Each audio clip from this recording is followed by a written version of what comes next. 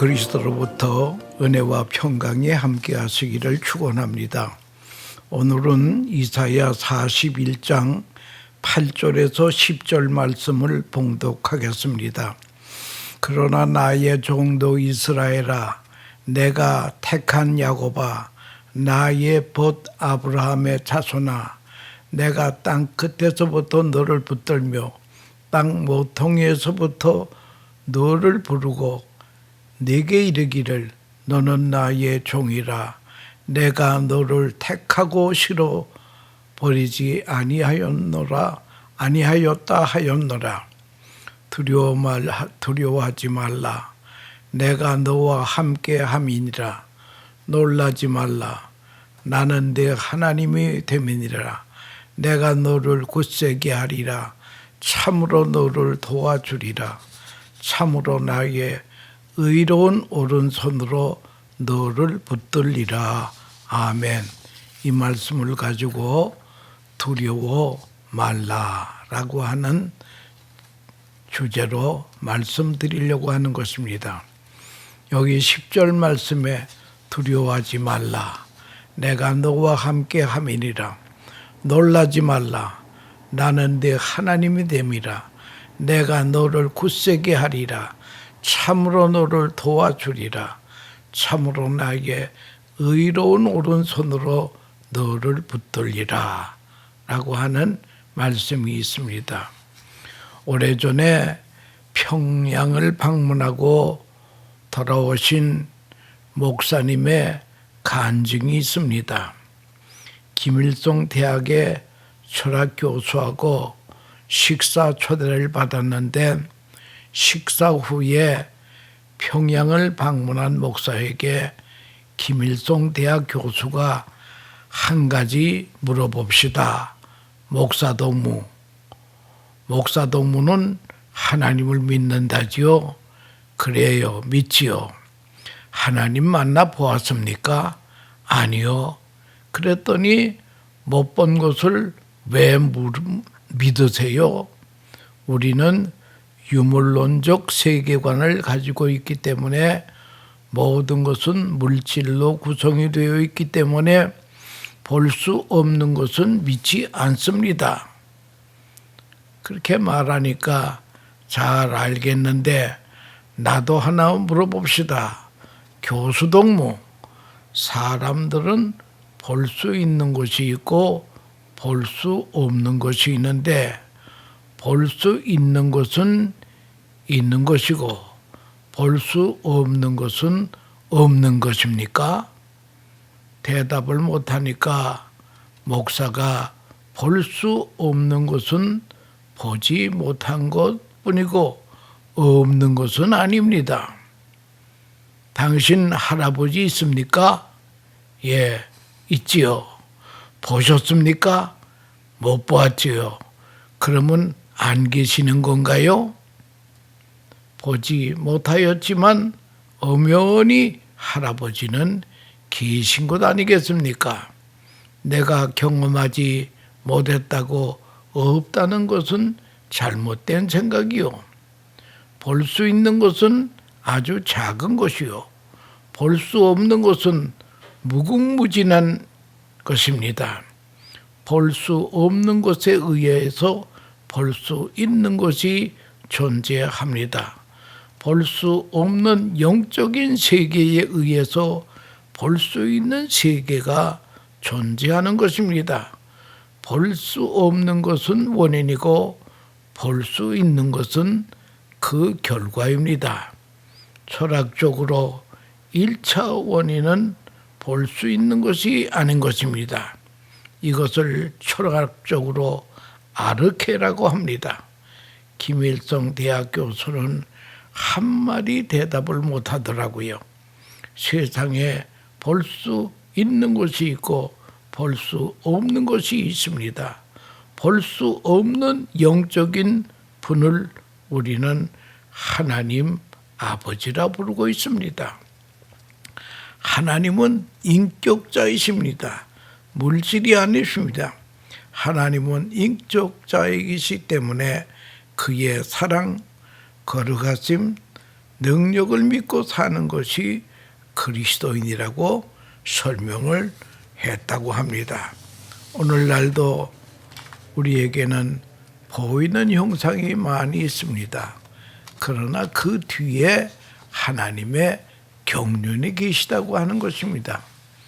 모든 사건 속에 도덕성이 있고 하나님의 뜻이 있습니다. 무의미한 것은 하나도 없다는 것입니다.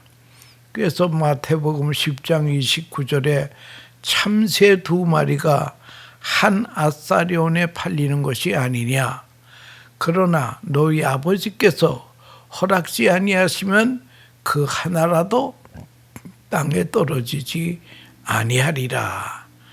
여러분, 참새 한 마리의 운명도 하나님이 간섭하신다고 하는 것입니다. 우연은 없습니다. 우리는 창조주 하나님을 믿습니다. 그를 아버지로 소개한 분이 예수님이 올시다.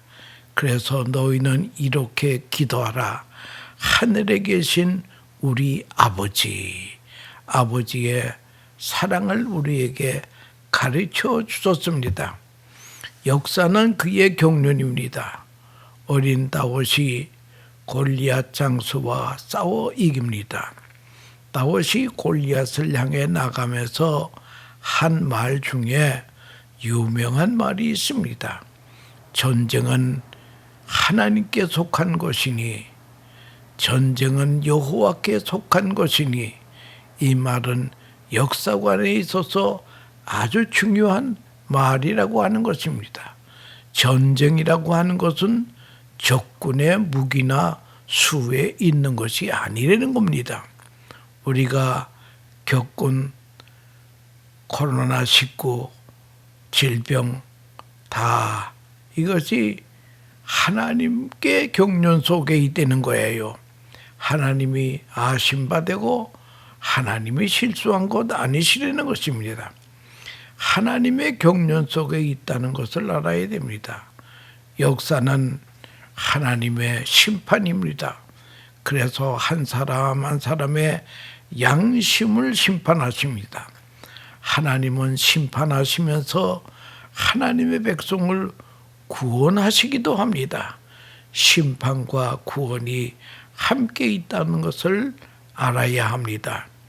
이스라엘 백성들이 애굽 종살이에서 해방될 때에도 이스라엘의 3대 명절 중 하나가 유월절이올시다. 출애굽기 12장 12절에 내가 그 밤에 애굽 땅에 두루 다니며 사람이나 짐승을 막론하고 애굽 땅에 있는 모든 처음 난 것들 다 치고 애굽의 모든 신을 내가 심판하리라. 나는 여호와라. 애굽에 내리신 10가지 재앙이 있습니다. 그걸 우리가 다 피재앙이 있었습니다. 그 다음에 개구리 재앙이 있었습니다. 이 재앙이 있었습니다. 파리 재앙이 있습니다. 온역의 재앙이 있었습니다. 메뚜기 재앙이 있었습니다. 우박 재앙이 있었습니다. 암흑 재앙이 있었습니다. 마지막에는 장자 죽이는 재앙이 있었습니다. 10가지 재앙이 있었습니다. 이 재앙들이 애굽 사람에게는 심판이지만 이스라엘 사람들에게는 구원이었다고 하는 것입니다. 하나님께서는 심판하신 후에 구원하십니다. 심판과 구원은 동시적인 사건이라고 하는 것을 잊지 말아야 될 것입니다. 역사 속에 사랑이 있고 고난 속에 길이 있고 구원이 있습니다. 그래서 이스라엘의 격언 중에 부잣집에는 상속자는 있어도 아들은 없다라고 하는 그런 말이 있습니다. 부잣집 자녀들은 아무런 어려움 없이 잘 살았기 때문에 좋은 환경에서 살았지만 부모의 은혜와 사랑을 모른다는 거예요. 그러나 어렵게 신문 팔이도 하고 거리에서 장사도 없고 어렵게 살았지만 그 속에서 부모의 사랑을 느끼게 됩니다. 가난한 사람이 효자가 됩니다. 부잣집 아들은 효자가 거의 없습니다. 옛날에 사랑의 원자탄이라고 하는 책을 쓰신 손양원 목사님이 계셨습니다. 그에게는 아들 둘이 공산당에게 총살당했습니다.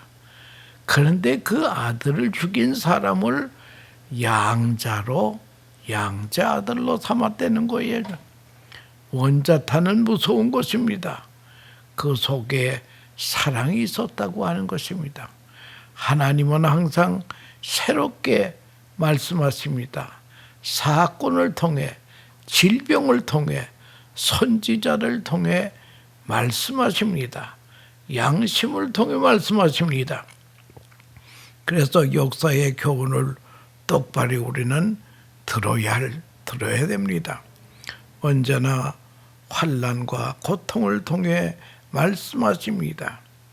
코로나 바이러스가 생겼을 때에 성경은 왜 생겼는지를 먼저 생각하지만 과학자들은 어떻게를 먼저 생각합니다. 왜, 어떻게, 이게 과학하고 신앙하고 다르다고 하는 것을 알아야 될 것입니다. 이때 우리는 왜 이런 어려움을 닥쳤나를 성경을 통해 찾아봐야 됩니다.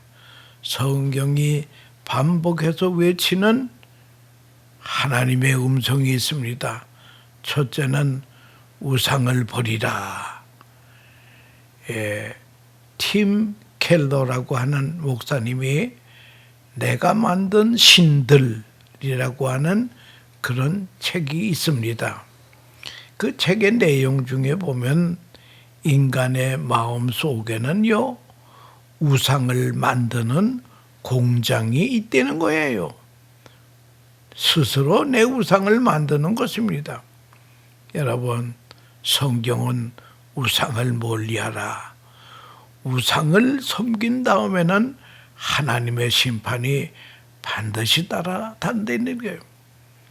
사람을 우상으로 섬깁니다. 권력을 우상으로 섬기는, 돈을 우상으로 섬기는 것입니다. 하나님은 우상을 용납하지 않습니다. 골로새 3장 5절에 보면 탐심은 곧 우상 숭배니라. 그러므로 땅에 있는 지체를 죽이라. 곧 음란과 부족과 사욕과 악한 정욕과 탐심이니 탐심은 우상 숭배니라. 우상을 조심해야 됩니다. 내가 어떤 것을 우상으로 섬기는지 섬기는 순간 심판이 있다라고 하는 걸 알아야 됩니다. 왜? 하나님은 나를 사랑하시기 때문입니다. 내가 우상을 끊지 못할 때 환난을 주어서라도 그 우상을 끊어버리게 된다라고 하는 것입니다. 다음에 두 번째는 우리에게 왜 어려움이 닥치는가? 그것은 두 번째가 무엇인가 하면은 위선과 거짓을 말합니다. 환난을 통해서 이것이 싹 제거가 된다라고 하는 것입니다. 위선과 거짓을 벗겨버립니다. 결국 겸손하게 만듭니다. 우리가 지난날 당한 코로나 바이러스 19를 당해보니 얼마나 인간의 참 조사가 한심한가를 알았습니다. 과학의 한계를 알았습니다. 인간은 아무것도 아니다. 하나님의 역사 앞에는 꼼짝 못하는 것이 우리 인간이라고 하는 것이, 그 분요하던 고리가 한산해지더라고 하는 것입니다. 그 많은 마라톤의 군중들이 코로나 바이러스가 생기니까 다 없어지더라고요. 그래서 우리 크리스마스 캐롤 중에 그 분요하던 세상이 다 고요하도다라고 하는 그런 가사도 있었습니다. 환난을 통해서 우리를 겸손하게 말합니다. 고린도후서 12장에 바울에게는 육체의 가시 사탄의 사자가 있다고 말씀했습니다. 여러 계시를 받은 것이 지극히 크므로 너무 자고하지 않게 하시라고. 여기 자고라고 하는 것은 교만이라는 말이올시다. 교만하지 않게 하시라고 내 육체에 가시 곧 사탄의 사자를 주셨나니 이는 나를 쳐서 너무 자고하지 않게 교만하지 않게 하려 하십니다.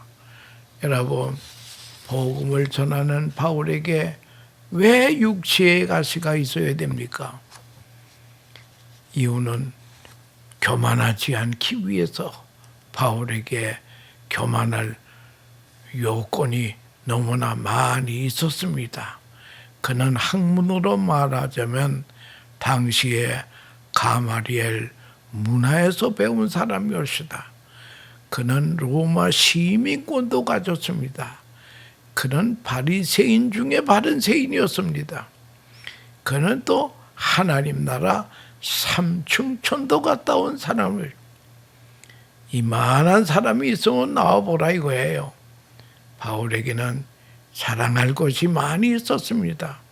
그러나 육체에 가시는 성경에 분명히 무슨 병인지 쓰여져 있지는 않지만 성경학자들의 지론은 당시에 유행하던 간질병이라는 것입니다.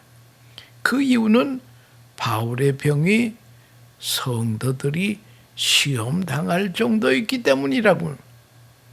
감기도 없으면 감기를 사도 바울이 알았다면 시험당할 사람 하나도 없습니다. 이 병이 심각한 병이에요.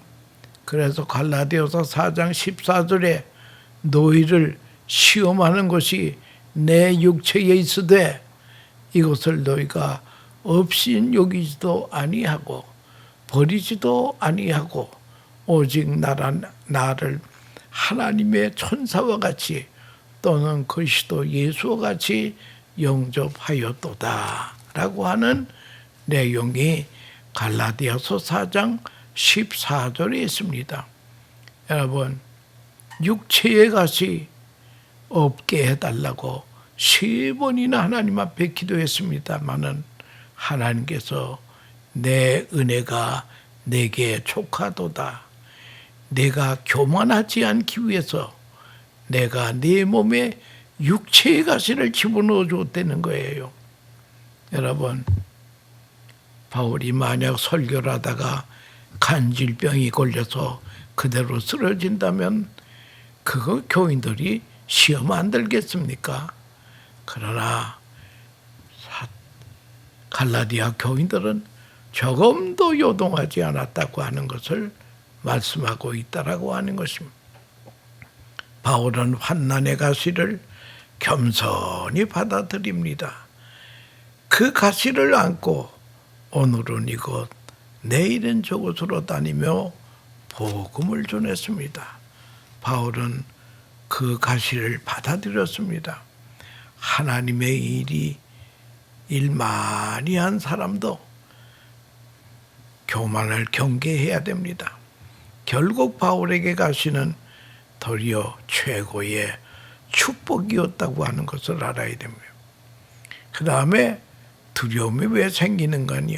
억울한 사람들 돌아보게 합니다. 옛날에 나라에 유행병이 들거나 재난이 생기면 그때의 왕은 이렇게 생각해 봅니다. 감옥에 억울한 사람이 있는 모양이다. 그래서 죄수를 놓아주던가 암행어사를 출도시켜 지방으로 내려보내 억울한 사람을 살피도록 하여 억울하게 한 사람이 있으면 사또에게 형벌을 가하곤 합니다. 그리고 어디에 굶어 죽는 사람이 있는가 돌아봅니다. 성경에도 과부와 고아를 착취할 때에 하나님의 심판이 내렸다고 되어 있습니다. 이럴 때에는 억울하게 비참하게 사는 사람이 우리 주위에 없는가, 이거를 우리가 살펴야 되겠다고 하는 것입니다. 숨겨진 악을 향해 하나님은 심판하고 계시다고 하는 것입니다. 본문 이사야 41장 10절에 보면 두려워하지 말라. 내가 너와 함께 함이니라. 놀라지 말라. 나는 네 하나님이 됨이라. 내가 너를 굳세게 하리라. 참으로 너를 도와주리라. 참으로 나의 의로운 오른손으로 너를 붙들어 주리라. 이 모든 사건 배후에는 하나님이 계시다고 하는 것입니다. 하나님이 함께 하시니 두려워하지 말라. 여기에 의로운 손은 무엇인가 하니 우리 죄인을 의롭게 만드시기 위해서 십자가에 달리실 때에 못 박힌 손, 의로운 손이 올시다. 사랑의 손이 올시다. 오른손은 하나님의 능력을 나타내는 것입니다. 능력의 손으로 우리를 붙들어 주신다는 거예요. 또 우리가 두려울 때는 하나님의 말씀을 들으라. 구체적으로 들으라. 확실히 들으려는 거예요. 자기를 살피려는 거예요. 버려야 할 것을 버릴 것이 없는가. 있어야 할 것은 취하라. 끊어야 될 것은 끊어라. 만나야 될 사람은 만나라. 용서해야 할 사람은 용서하라. 하나님은 사건을 통해서 말씀하시고 계십니다. 말씀을 받아라. 옛날 서부 활극 영화가 유행할 때가 있었습니다. 제가 대학교 다닐 때에 저는 참 서부 활극 영화를 자주 보곤 했습니다. 황야의 무법자, OK 목장의 결투, 서부전선의 이상 없다. 아주 멋있는 타이틀을 가진 영화가 많이 있습니다. 이 서부 활극을 보는 비결이 있습니다. 그것은 무엇인가 아무리 총을 쏘고 마차가 굴러 떨어지지만 주연은 안 죽습니다. 선한 사람은 안 죽어요. 마지막에는 의로운 사람이 승리로 끝나는 것입니다. 소위 권성징악의 교훈이 그 서부 활극에 있다라고 하는 것입니다. 역사는 이렇게 보아야 합니다. 하나님의 공의가 나타납니다. 역사도 하나님의 의로 승리로 끝날 것입니다. 악한 자가 득세하는 것 같아도 결국은 거꾸러진다라고 하는 것입니다. 하나님의 비싼 정치를 깨달아야 됩니다. 하나님의 계시가 말로 안 되니까 사건을 통해 말씀하십니다. 주님이 말씀하실 때에 양심을 기울여서 잘 들어야 된다라고 하는 것입니다. 마태복음 6장 33절에 너희는 먼저 그의 나라와 그의 의를 구하라. 그리하면 이 모든 것을 너에게 도와주리라. 여러분, 나라는 영토가 있어야 됩니다. 주권이 있어야 됩니다. 백성이 있어야 됩니다. 우리는 하나님의 나라의 백성이 되는 것이 먼저 중요합니다. 믿음으로 우리는 하나님의 나라의 백성이 됩니다. 하나님의 백성이 된 다음엔 그의 의를 구하라. 하나님 나라의 헌법이 있습니다. 그게 십계명이 옳시다. 십계명을 우리가 잘 지키면 그리야만 모든 것을 너에게 더하여 주시리라. 그의 나라와 그의 일을 구하면 모든 것이 해결이 된다라고 하는 것입니다. 그리고 약속의 말씀을 들고 강하고 담대함을 버리지 말라. 이것을 큰 상을 얻는다고 성경은 말씀하고 있는 것입니다. 우리는 항상 불안과 공포로 둘러싸여 있습니다. 어느 것을 바라보나 불안과 공포가 있습니다. 우리는 내일을 도저히 예측할 수가 없습니다. 옛날에는 내일에 어떠한 일이 일어날지 예측을 했지만 요사이는 내일에 대한 예측이 없기 때문에 누구나 불안하다는 거예요. 그렇기 때문에 수많은 사람이 점치러 갑니다. 과학이 발달하면 점치는 것은 없어지는 줄 알았더니 과학이 발달되니까 점치는 사람이 더 성해지더라고 하는 것은 요사이는 인터넷을 통해서 점을 칩니다. 어떤 사람은 핸드폰을 통해서 점을 치고 컴퓨터를 통해 점을 치고 오히려 점이 과학을 이용하고 있는 것입니다. 그것이 뭐냐면 사람들이 그렇게 내일에 대한 불확실성 때문에 불안하고 연약하고 공포에 떨기 때문에 이런 사주팔자나 보고 무술인을 찾아가는 거, 이게 문제라는 거예요. 우리 예수 믿는 사람은 무술인을 멀리 해야 되면 거기에 한 번 걸리면은 사람은요 꼼짝없이 거기에 매이게 된다라고 하는 것을 그걸 우리가 알아야 된다는 거예요. 우리는 그런 것 의지할 것 없습니다. 하나님을 의지하고 살아야 됩니다. 우리가 믿는 하나님은 우리에게 약속하셨습니다. 두려워 말라. 내가 너와 함께함이니라. 놀라지 말라. 내가 네 하나님이 됨이니라. 내가 너를 굳세게 하리라. 참으로 너를 도와주리라. 참으로 나의 의로운 오른손으로 너를 붙들리라고 말씀하고 있습니다. 우리는 강하고 담대한 마음을 가지고 이 하나님을 의지하면 사자와 곰도 물리치고 골리앗도 물리치고 세상의 원수 마귀를 물리칠 수가 있다라고 하는 것입니다. 원수는 한 길로 왔다가 7길로 도망치게 되는 법이에요. 여러분, 어려운 환경보다 더 크신 하나님을 바라보십시오. 그리고 강하고 담대하십시오. 놀라 마십시오. 두려워하지 마십시오. 믿음으로 나아가십시다. 성경은 말씀합니다. 마가복음 9장 23절에 예수께서 이르시되 할 수 있거든이 무슨 말이냐. 믿는 자에게는 능치 못할 일이 없느니라 하시니 믿으면 된다라고 하는 것입니다. 마태복음 8장 13절에 예수께서 백부장에게 이르시되 가라 네 믿음대로 될지어다 하시니 그 시로 하인이 나으니라. 네가 믿는 대로 될지어다. 주님의 명령이십니다.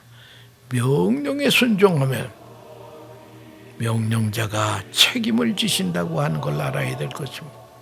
주 앞에 바로 서고 주의 음성을 바로 듣고 아멘으로 응답하시고 어려움과 두려움을 극복하고 승리하는 복된 성도들 다 되시기를 축원합니다.